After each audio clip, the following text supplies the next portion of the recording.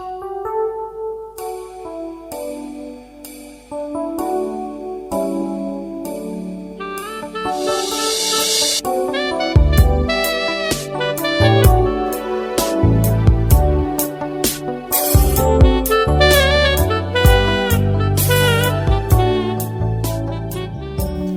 I begin a series on the path to national transformation. The path or road to national transformation. Welcome to this presentation. First of all, I'd like you to be aware that I'm working with an organization called the Voice Movement. And one of the key components of the Voice Movement is civic education, to make sure that people understand how to get involved in the leadership of their communities, the leadership of their nations, countries, and globe. So today, I want to begin with the awareness of your rights, duties, and obligations as a citizen of a community. If you want to change or influence or transform your community, what are you supposed to do? Number one, you should understand that we need good knowledge of our society. And because I'm a Christian, I'll base a lot of my presentation on scripture. Proverbs 4:7. The beginning of wisdom is acquire wisdom, and with all your acquiring, get understanding. So I'll dwell on the second part. It says acquire wisdom, and with all your acquiring, get understanding. It's a simple scripture. It just says use everything you have to get understanding. Like if you're looking for a lot of things, or you have a lot of things, you have a lot of wealth, lots of money, use it to acquire understanding. This calls upon a lot of people to invest in knowledge, in helping others understand. For those who have gone to school, or those who have an understanding of some sort, please help others understand. Luke 11:15, 11:52, the words of Jesus. Woe to you lawyers, for you have taken away the key of knowledge. You yourselves did not enter, and you hindered those who were entering. So Jesus in this context knows the value of knowledge, and is accusing some people for taking away the key of knowledge. That means that there are some people who deliberately decide that people should remain ignorant. This is a very common thing with politicians. They prefer that people remain ignorant and uninformed so that they can be guided to any direction they wish to. So Jesus knew the power of knowledge. He knew that those who have no key of knowledge will forever stay in darkness. If you are not informed in certain areas, there is a high likelihood that you will stay in darkness. Being in darkness means being in ignorance. Kenyans especially, and I'll use that context because that's where I am best. Many Kenyans have been denied knowledge. I notice that many of the activities that happen in this country, when you engage a common citizen, he doesn't seem to know what goes on. Instead, many people have been offered manipulation instead of knowledge. Even the knowledge presented to them is manipulative knowledge.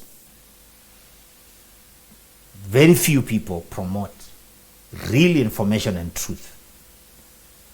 Many are perpetrating and propagating their personalities. Knowledge is very important. So, the foremost information I can give to you is that if you want to get involved in influencing the nation, and And listen to me, leaders, if you want the people to participate in transformation of the nation, you have got to open up knowledge, open up information to them. See, when only a few have information, that means the few will make decisions for the many. But if you want to build something you call a democracy, democracy is based on knowledge. I always say that ignorant people cannot be democratic. You cannot make decisions on issues you don't know much about. So, the foundation of democracy is literacy, basic education, and general information, civic education. That is the basis for democracy. The reason why people say that some democracies are not developing is because information is not available. The more we are informed, the more we can make viable decisions for ourselves and for our country. And that's the first thing I'd like to say about influencing our country. We must have information. I was doing civic education a few years ago and found out that many people don't even know the structure of government. They don't know the three arms of government. They don't know who is who. They just see politicians running around and follow one of them because of a handout or something that he said. Friends, that's a failure of government and the IEBC, that is the Independent Electoral and Boundaries Commission, because they are responsible also for informing the public, educating the public. There's something called public participation. I once worked for government, and this thing you call public participation, you just carry a few people who agree with you, put them in a hall somewhere, they clap for what is read, and then you go. It's not the public participating. Sometimes they don't even know what they are participating in. So, information is very important. That helps in influencing the nation. Let me go to part number 2. And part number 2, I have several ways that you can influence your nation. Several methods. The first one is talking about social influence of our nation. The social influence of our nation. You see, the structure of our nations all over the globe is that they are built in social blocks. So, how do you influence a whole country? It's by influencing where you are, the area where you are. That is how you influence your country. You begin from where you are. So everyone should be accountable in the community where they live. It is called social responsibility. It takes a concerted effort to build cohesion within a social setting, a community where you are. It takes effort to build cohesion, to build integration. You see, nations like those in Africa, one of the biggest problems they have is social integration. Unity, creating a unity of purpose, harmonizing the operation of countries, especially in areas where you got many tribes speaking different languages, having diverse aspirations. It defeats a lot of politicians. They don't know what to do with it because they are used to being chiefs of their tribe, so they are not used to this national government thing. So you find somebody is in national government but behaving like his village because he doesn't know what that national government is. The social influence requires that everybody plays an active role in building national integration. We should not promote activities and policies that divide people. We need to create harmony where you are. You must be aware of the impact of your action in your group and, of course, in the nation. Let me give a simple example. This might sound a little complicated for many people, but let me give it. There is a country called Kenya.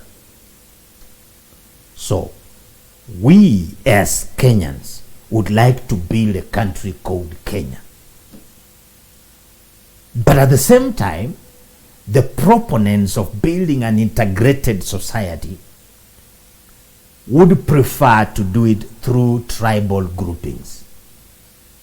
And to build an affinity within the tribe sometimes is counterproductive, does not help in national integration. So you find that everybody remains as his tribe and tries as hard as possible to build a country. You see, Tanzania did it differently. They killed what we call tribal affiliations, and very few people think in terms of their tribes. So everybody thinks in terms of the country. So Kenya and other African countries that are struggling with the tribal thing, they may need to learn something from Tanzania. I'm told it's even illegal also. It's also illegal to use tribal connotations in Rwanda. And Rwanda is one of the fastest developing countries in Africa. In fact, I think it has one of the cleanest cities. To build national cohesion and integration from the social setting where you are is a complication. So we have people promoting Luyaism, Kikuyuism, Mijikendaism, and at the same time they want to build nationalism. It's very difficult. I don't know what method they want to use, but they want to remain divided and united. So they harmonize for the sake of receiving power and getting power, putting their groups together to get power. Social influence. In churches, mosques, and different religious organizations, we need to build social integration in a way that we can be an example to all these groups outside. It's unfortunate that you can find some tribal churches. Well, tribal church is not a big issue if all you have around you is your tribe. But to go to a city where everybody is trying to come where you are and you build a cohesion around your group that does not accommodate others, it is a detriment and a problem to the society. So, social influence requires that you do things where you are that will promote national integration. Get me? National integration. A friend of mine once called me to a Hallelujah Unity meeting. It was a big challenge for me because I also believe in national integration, but I belong to a certain tribe. So, to juggle between there is quite a challenge. Number 2, ethics and morality. That is how you influence a nation. You influence a nation through the your personal ethics and your personal morality. So you decide that what is right is greater than what is legal. Because ethics is nothing to do with morality. It's nothing to do with legality. Some people really emphasize being legal. But ethics requires that you go beyond and above the issues of legality so that you make choices that are based on what is correct, what's right, not just what is legal. And I've already said that what is right is greater than what is legal.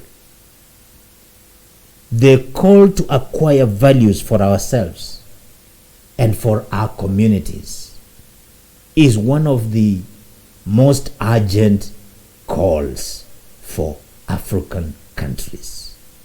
The call to acquire values for ourselves. That is what we call ethics and morality. It is most things that we do are more based on ethics than on legality. I give an example of cleanliness. You know, to be clean can be legalized, and it is legalized. But it's more ethical to be clean. You don't need somebody to take you to court so that they can tell you to clean up. You don't throw rubbish everywhere, littering everywhere. I see people in matatus, people in private cars. They drink water and throw the bottle outside. They eat chips and throw the litter through the window. They eat maize cobs and throw the cob out the window and expect that somebody else will deal with it. These are not necessarily supposed to be legal issues. They are ethical issues. You can think for yourself. You can decide that I am not going to do this. And when you decide to do that, you influence others. You see, when I carry people in my car, I don't allow them to do that. So because of that, they become conscious. I even know some people who, after that, they decided to set the same rule for their own cars. And it helps a lot to value it as an ethical thing than as a legal thing. Oh, if I throw rubbish, somebody will arrest me. That's not the issue. The issue is you feel the obligation to be clean and right for your own community. I'm thinking of another example. In the countries all over the world, there's something we call a minimum wage. So minimum wage is like, I think Kenya is 12 or 17,000 shillings, I don't know. The minimum wage. So some people employ you, they can be able to pay you 40,000, but because the minimum wage is 12, they just decide to stick on 12. And there are so many people earning 12,000 and doing a work of 40,000 because it's not illegal to pay somebody 12,000. You just stick there. I know of American situations where in some states the minimum wage is $8, $10. And yet, you know, with the work that's happening here, the profits I'm making, and the kind of work this person is doing, it would be wise to pay them $20, but you prefer not to because you are meeting the requirements, the minimum wage. Nobody will arrest you. This is ethical issues. You need to think about your personal ethics and see, okay, what's best for this person. And I know people who have done that very well for themselves. So it's more of moral and ethical issues that are a problem to nations. In fact, that is why we go to legislation, because people are not willing to be ethical. So I have said, instead of merely abiding by the law, we need to go above and beyond the law and make choices based on what is right, not just what is legal. Stealing. Is that supposed to be a legal issue, really? You know that camera does not belong to you, then you pick it and sneak out. It's an ethical issue. So people have to set up rules, regulations to help you not to steal. It's an ethical issue. You can set that as a standard for yourself. And I will explain how we can do that even as a community. But on the onset, I just want to say it is possible to set up that as a standard for yourself. It is ethical actions that define the core values of a nation. It is those ethical values that present who you are. In fact, they present what your country is. That's why you hear some people saying, this and this country has thieves. Oh, where do you come from? Oh, no. This guy, I can't trust him because he comes from this. Well, because a few people did some weird stuff. And so because of that, somebody is suspecting the whole country. Values, ethics, morals, Let me say this. How do you acquire values? That's another very, it sounds like a simple thing, but I think it's important to think about it. How do we acquire values? Why is it that when you go to Europe, you see people putting litter at the right place? You go to USA, you see people driving on the right side, and they are not overlapping, they are not overspeeding, at least a majority of them. What makes people do that? How do you acquire values for yourself and for your country and for you? Because that's how we influence nations. And pastors, listen to me. If you take this to your church and 5 churches in a community change, I'm telling you, the whole community will be adjusted. Many people used to tell me that Africans don't keep time. As a pastor, I decided one day that I'm going to make sure my church members keep time.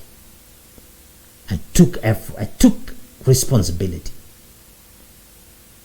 announced it and taught it for 3 months. After 3 months, I decided that anybody who comes late will be locked out and they can go to another church. I did it. Some people came. Service starts at 9. They are coming at 9:20. The door is locked, with people outside telling them, okay, time is up, you can go to another place or sit outside here, you can greet.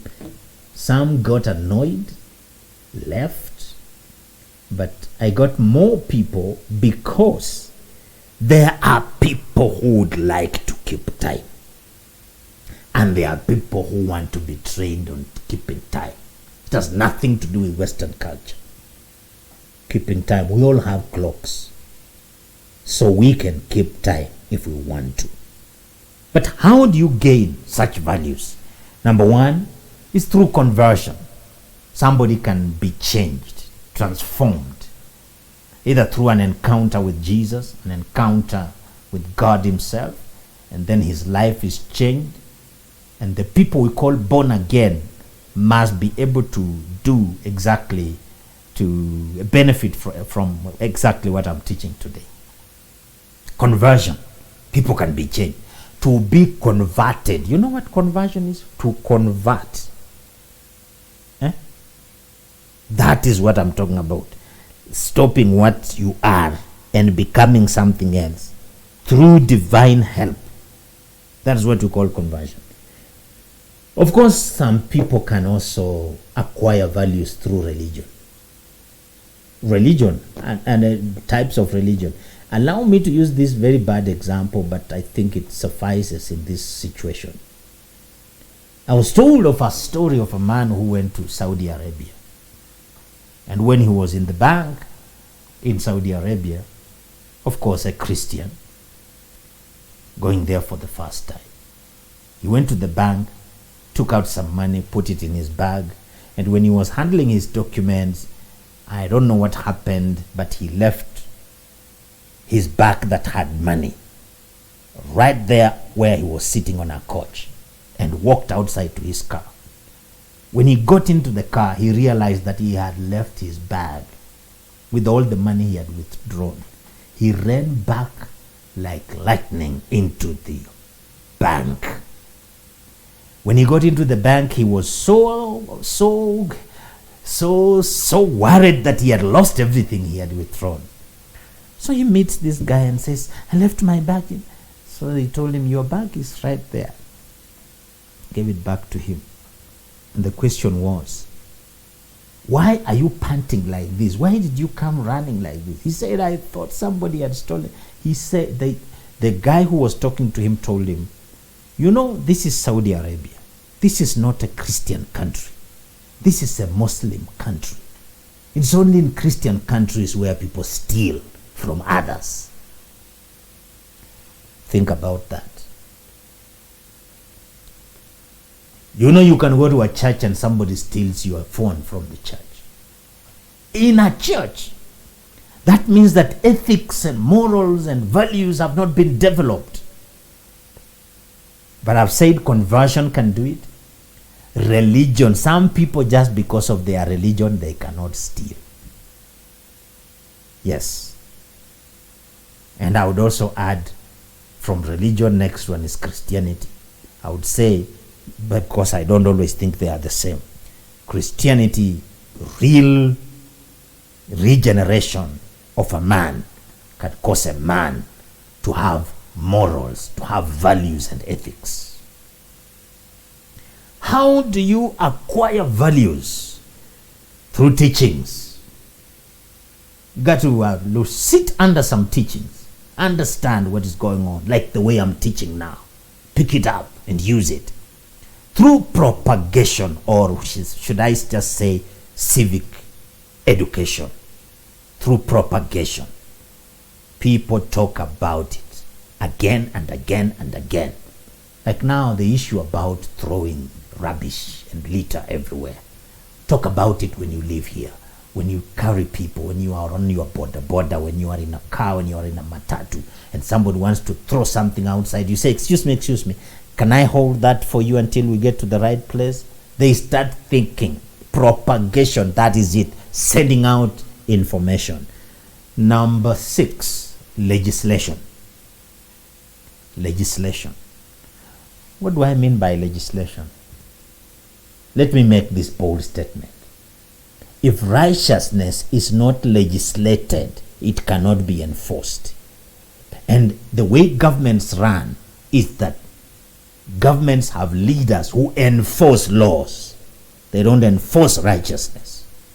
So if there are any people who are righteous in places of authority, they must create righteous rules that will change the communities where they are.